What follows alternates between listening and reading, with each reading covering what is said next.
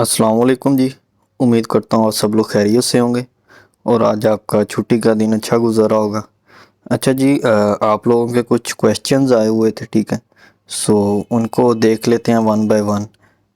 सारे क्वेश्चन तो नहीं देख पाऊँगा, तकरीबन 200 प्लस क्वेश्चंस हैं, ठीक है, जो आपने मुझे पर्सनल में मैसेजेस किए हैं। सो उनमें से जिनको फ़िलहाल मैं ओपन कर पाया हूँ मैसेज, जिनको मैंने अभी तक रीड किया है, सो वो उनको देख लेते हैं, ठीक है। सो चलें हम स्टार्ट करते हैं। अच्छा जी, पहला क्वेश्चन जो मेरे पास यहाँ पर नज़र आ रहा है, मुझे लिखा हुआ है, वो है कि GHNI एंड ATRL बाय करना चाहिए या नहीं, प्लीज़ इनका बता दें। अच्छा जी, हम पहले GHNI को देख लेते हैं। अच्छा जी, सबसे पहले GHNI को अगर हम देखें, सो एक अप ट्रेंड में मौजूद है, ठीक है। सबसे पहले तो अगर आप यहाँ पर देखें, ये एक अप ट्रेंड में है, ठीक है। और उसके बाद RSI भी तकरीबन बेटर रेंज में है। देन अगर हम यहाँ पर देखें इसे, वॉल्यूम को देखें, सो वो भी आहिस्ता आहिस्ता डाउन हो रहा है, ठीक है। सो अभी जो हमारे पास इसका जो एरिया है, इसकी जो एज ए हम सपोर्ट लेंगे, पहले तो जिस रेंज में ये खड़ा हुआ है इसको भी ये एज ए सपोर्ट लेके ऊपर जा सकता है, क्योंकि इसने हायर हाई हायर लो बनाते हुए अपना एक ट्रेंड बनाया हुआ है, ठीक है। मे बी के इस ट्रेंड को फॉलो करना हो, सो ये यहाँ से एक मूव दे सकता है आपको, ठीक है। सो मंडे को आप आवरली चार्ट में जाके या 15 मिनट के या 30 मिनट के चार्ट में जाके आप कोई भी बाइंग रीजन फाइंड करें। अगर आपको यहाँ पर कहीं भी बाइंग नज़र आई इस एरिया में आवरली चार्ट में, ठीक है, सो आप इसको पिक कर सकते हैं, ठीक है। बाकी जो इसकी नेक्स्ट सपोर्ट है 364 का एरिया, अगर ये ब्रेक होता है सो इसका हम कह सकते हैं कि यहाँ से इसका डाउन ट्रेंड स्टार्ट हो जाएगा, ठीक है। जब तक ये इस एरिया से ऊपर है फ़िलहाल, ठीक है, सो फिर उस वक्त तक हम कह सकते हैं कि ये हमारा ट्रेंड अभी तक पॉजिटिव है, ठीक है। जब ये सर ऐसे हो के ऐसे हो जाएगा, फिर ये ऊपर चला जाएगा, सो फिर हमारे पास होगा ये वाला एरिया, ठीक है। अगर ये फिर इसे ब्रेक करेगा देन फिर इसका ट्रेंड डाउन हो जाएगा, ठीक है। चेन जो मतलब कि उसने जो एक स्ट्रक्चर बनाया हुआ है ये हायर हाई हायर लो का, अगर ये हायर लो ब्रेक कर देगा तो इसके चांसेस होंगे ये यहाँ से डाउन जा सकता है, ठीक है। सो अभी तक इसने अपना ट्रेंड बनाता हुआ ऊपर ही जा रहा है, इसने अभी तक हायर लो ब्रेक नहीं किया। ये हमारे हायर लोज हैं, ठीक है। अगर कोई भी हायर लो ब्रेक होगा देन हमारे कुछ कह सकते हैं हम इसके बारे में कि यहाँ से डाउन जा सकता है। अभी इसका ट्रेंड अप है, सो जहाँ से भी आपको विद द बाइंग रीज़न और अच्छे वॉल्यूम के साथ आपको बाइंग मिले, सो आप इसमें इसको कंसीडर कर सकते हैं अभी भी। अच्छा जी, ATRL जो है इसमें सबसे पहले तो मैं इसको आपको एक चीज़ बता दूं कि ये स्टॉक देखें काफ़ी अच्छी मूव आई इसमें और ये अभी अपने हाई पर खड़ा हुआ, ठीक है। सो अब मैंने आपको GHNI में एक चीज़ बताई, higher high higher low higher high higher low, ठीक है। अब ये जो हायर लो होते हैं ये हमारे प्रॉफिट टेकिंग एरियाज़ होते हैं, ठीक है। इस एरिया में हमने सॉरी एंट्री लेनी होती है, सॉरी प्रॉफिट टेकिंग कह रहा हूँ मैं। ये देखें higher high higher low higher high है, ये जो हायर हाई बना रही है मार्केट ये हमारे प्रॉफिट टेकिंग एरियाज होते हैं। और ये जो हायर लो होते हैं इनमें हमने एंट्री लेनी होती है with the volume with the buying solid buying reason, ठीक है। बाइंग रीजन हमारे पास क्या होगा, कोई अच्छी अच्छी कैंडल बने आवरली चार्ट में या 15 मिनट के चार्ट में ग्रीन कैंडल, कोई अच्छी हमारे पास हैमर टाइप कैंडल बने जो बाइंग शो कर रही हो कैंडल, ठीक है। सो वो वाली कैंडल बने देन हम बाइंग का सोच सकते हैं, ठीक है। अभी हमारे पास अगर हम इसका ट्रेंड देखें, सो ये भी बिल्कुल वही ट्रेंड बनाता हुआ अभी ऊपर जा रहा है, ठीक है। ये भी अभी अपने ट्रेंड में है, ठीक है।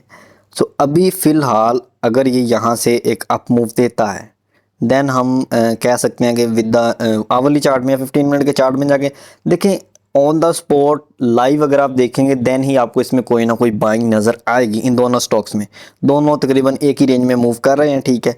सो आपको इनमें on the spot he buying मिलेगी, ठीक। अगर आप यहाँ पर देख के मैं आपको कहूँगी यहाँ पर बाइंग मिलेगी, सो देन इसको मैं ऐसा कर सकता हूँ कि अगर ये सर आपका 450 ब्रेक करता है देन ये आपको 400 भी ब्रेक करके नीचे आ सकता है, ये चांसेस हैं इसके, ठीक है।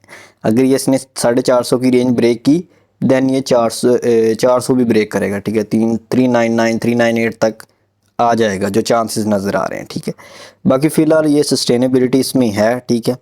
जहाँ से इसमें कोई पॉजिटिविटी आए देन आपको इसमें एंट्री ले सकते हैं। बाकी अगर आप इसकी लास्ट कैंडल देखें सो वो नेगेटिविटी शो कर रही है, डैट मीन्स कि ये थोड़ा और नीचे आ सकता है और इस गैप को, ये जो गैप आपको नज़र आ रहा है यहाँ पर, ये ओवरऑल गैप को फिल कर सकता है। सो इसमें थोड़ा बी केयरफुल।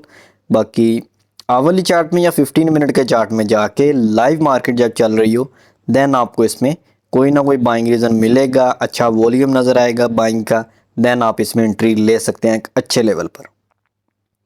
अच्छा जी, नेक्स्ट क्वेश्चन जो है जी, अस्सलाम वालेकुम सर, करंट सिचुएशन के रिलेटेड किस शेयर में बाइंग करनी चाहिए, short term and long term? देखें अभी अगर आप मार्केट को देखें सो मार्केट अपने हाई पर खड़ी हुई है, ठीक है। आपने वही स्टॉक पिक करना है जो रुका हुआ है, जिसमें काफ़ी देर से बाइंग नहीं आ रही। आपने उन स्टॉक्स में बाइंग रीज़न फाइंड करना है, ठीक है।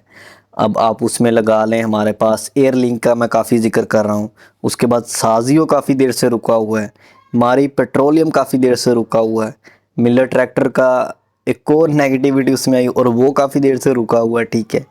सो उसके बाद सीमेंट के काफ़ी स्टॉक्स रुके हुए हैं, ये मैं आपको बता दूं, लकी सीमेंट के अलावा, ठीक। लकी सीमेंट और डीजी को छोड़ दें, उसके अलावा देखिए lucky cement, DG, maple leaf हो गया, इनको छोड़ दें, इनके अलावा भी काफ़ी सीमेंट्स हैं जिनमें अच्छी बाइंग आपको आने वाले दिनों में नज़र आएगी, ठीक है, ये मैं आपको बता दूं, ठीक है। सो अभी वो कौन से स्टॉक हैं वो मैं बता देता हूँ, एक मिनट।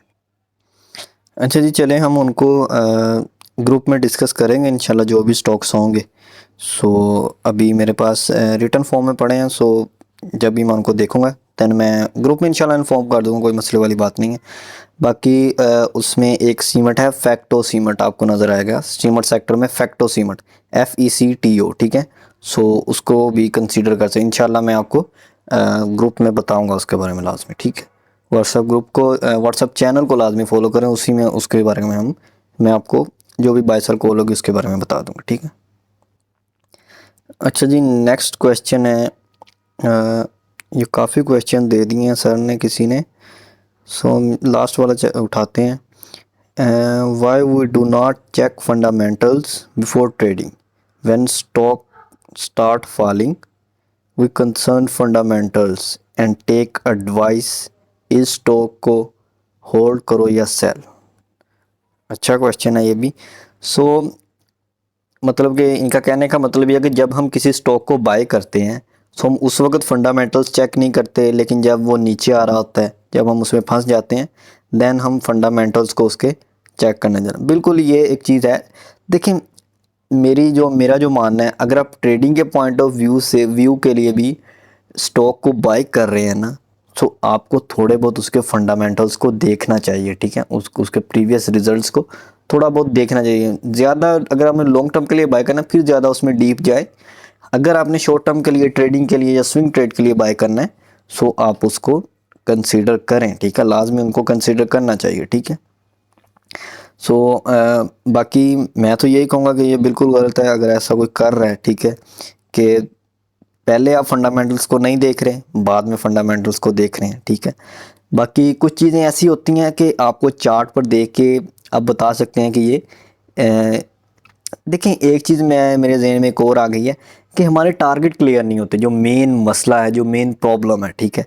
एक क्वेश्चन आगे आएगा उसको हम डिस्कस करेंगे कि हमारे टारगेट नहीं क्लियर। अब मैंने एक स्टॉक को बाय किया है, मेरे पास मेरा माइंडसेट ही नहीं है कि जब तक मेरे पास उसका प्रॉफिट टेकिंग एरिया मेरे माइंड में नहीं होगा, सर मैं उसको डरता रहूँगा, उसमें 1-2 रुपये ऊपर जाएगा मैं सेल कर दूंगा, ठीक है। अगर वो नीचे आएगा तो मैं उसको होल्ड करता जाऊंगा, नीचे आता जाएगा वो पता नहीं कहाँ चला जाएगा, ठीक है। सो इस तरह नहीं करना। आपके माइंड में जब तक किसी भी स्टॉक को हमने बाय किया है, तो आपके पास जब तक सॉलिड रीज़न नहीं होगा ना, तब तक ये चीज़ें आती रहेंगी। ये देखें, बिल्कुल वही क्वेश्चन आ गया again. I have no confidence about my trade, quick entry, exit on fair, ठीक है। सो देखिए ये चीज़ आएगी, आप बाइंग करते हैं, बहुत से लोग बाइंग करते हैं किसी के कहने पर। अब मैं खुद ये कहता हूँ कि यार मेरे कहने पर बाइंग मत किया करो।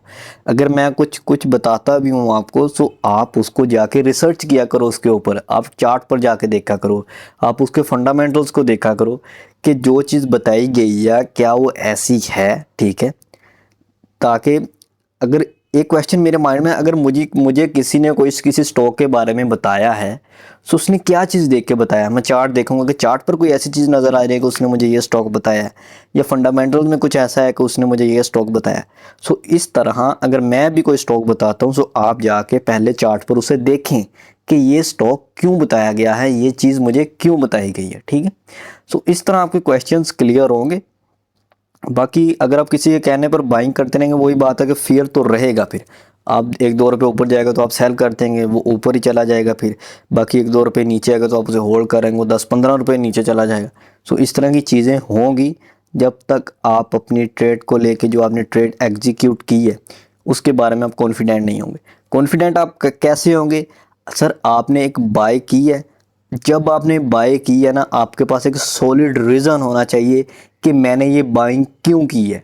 जो मेन चीज़ मैं हमेशा आपसे कहता हूँ कि आपके पास एक बाइंग रीज़न होना चाहिए, एक सॉलिड रीज़न होना चाहिए कि इस वजह से, इस न्यूज़ से, इस न्यूज़ को देखकर या इस टेक्निकल्स को देखकर मैंने बाइंग की है। और उसमें 70 से 80% लोगों ने किसी दूसरे की न्यूज़ पढ़ के या किसी दूसरे की बात सुन के बाई की होगी, वो वहाँ पर फंस जाएगा, ठीक है। सो वो फंसेगा वहाँ पर, ठीक है। आपने जब किसी चीज़ को बाय किया है, आपने उसी वक्त उसका प्रॉफिट टेकिंग एरिया आपके माइंड में होना चाहिए, 110% होना चाहिए। अगर वो आपके माइंड में उसका प्रॉफिट टेकिंग एरिया उस वक्त नहीं है बाय करने से पहले, सो देन आप 1-2 रुपये ऊपर जाएगा आप सेल कर देंगे।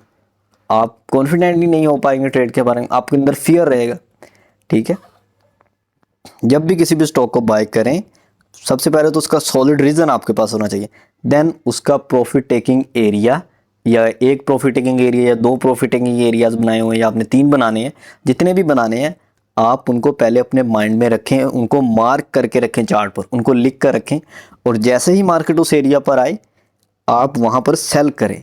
देखें, ट्रेडिंग एक डिसिप्लिन की चीज़ है। अगर आप डिसिप्लिन आपकी ट्रेडिंग में नहीं आएगा, अंधाधुंध ट्रेडिंग कर ही जा रहे हैं, अंधाधुंध अगर आपको 10 रुपये प्रॉफिट ज़्यादा होगा तो आप एक और ट्रेड लगा रहे हैं, ठीक है। सो डिसिप्लिन की चीज़ है, डिसिप्लिन से काम नहीं करेंगे सो आपको इसमें हमेशा लॉस होगा। अच्छा जी, ये भी काफ़ी क्वेश्चंस आ गए हैं। सो हम why you're every technical analysis involves fair value gap, लाजमी के नहीं गैप्स पे ही ट्रेडिंग होगी। बिल्कुल 100% ये चीज़ लाजमी नहीं है कि गैप्स पर ही ट्रेड होगी, ये बात मैं आपकी मानता हूँ। लेकिन ज़्यादातर अगर आप देखेंगे ना, एक परसेंटेज मैं देता होता हूँ कि 80 to 90% मार्केट गैप को फिल करेगी, ठीक है। 80 to 90%। अगर आप पीछे ओवरऑल चार्ट को भी देखेंगे ना, जहाँ पर भी गैप्स आपको नज़र आएंगे 80 to 90% मार्केट ने उन गैप्स को फिल किया हुआ। कोई कोई गैप रह जाते हैं, जब मार्केट में एक अच्छी रैली होती है सो वो कुछ गैप्स रह जाते हैं, बिल्कुल रह जाते हैं, ठीक है। सो जब गैप्स रह जाते हैं ना, आपने देखा होगा यहाँ पर भी गैप है मार्केट में, यहाँ पर भी गैप है, ठीक है, यहाँ पर भी गैप है। सो मार्केट क्या करती है, अब इस गैप की लिक्विडिटी यहाँ पर शिफ्ट हो गई है, इस गैप की लिक्विडिटी यहाँ पर शिफ्ट हो गई है, टोटल लिक्विडिटी कहाँ पर शिफ्ट हो गई है, इस गैप में। मार्केट क्या करेगी, इस गैप में आएगी, इस गैप को स्विप करेगी और उसके बाद ऊपर, इन गैप्स में नहीं आएगी क्योंकि इसकी लिक्विडिटी, इन गैप्स की लिक्विडिटी ऊपर शिफ्ट हो चुकी है, ठीक है। सो मोस्ट ऑफ देखें, ये एक स्ट्रेटेजी है, फेयर वैल्यू गैप एक स्ट्रेटेजी है। इंशाल्लाह कोर्स जब हम रिलीज़ करेंगे, कोर्स इंशाल्लाह बहुत जल्द, मैं उसका भी काम कर रहा हूँ उस पर, वो इंशाल्लाह बहुत जल्द हम उसको स्टार्ट करेंगे इसी यूट्यूब चैनल पर। सो आपको ये सारी चीज़ें, fair value gap, order block, liquidity, ये सारी चीज़ें क्लियर हो जाएंगी, ठीक है। सो उसके बाद इंशाल्लाह आप जब वो कोर्स कर लेंगे ना, आप बिटकॉइन में या क्रिप्टो में या आप फॉरेक्स मार्केट में, गोल्ड में, कहीं भी ट्रेड करने के काबिल होंगे अगर आपने उन चीज़ों को सही तरीके से सीख लिया। वो एडवांस चीज़ें हैं, ठीक है। हम बेसिक टू एडवांस सारी चीज़ों के लेके चलेंगे कि ये एक कैंडल का क्या मतलब है, यहाँ से लेके चलेंगे, फिर हम नेक्स्ट चलेंगे, ठीक है। सो वो चीज़ें मेरे माइंड में हैं, इंशाल्लाह बहुत जल्द वो हम स्टार्ट कर रहे हैं, ठीक है।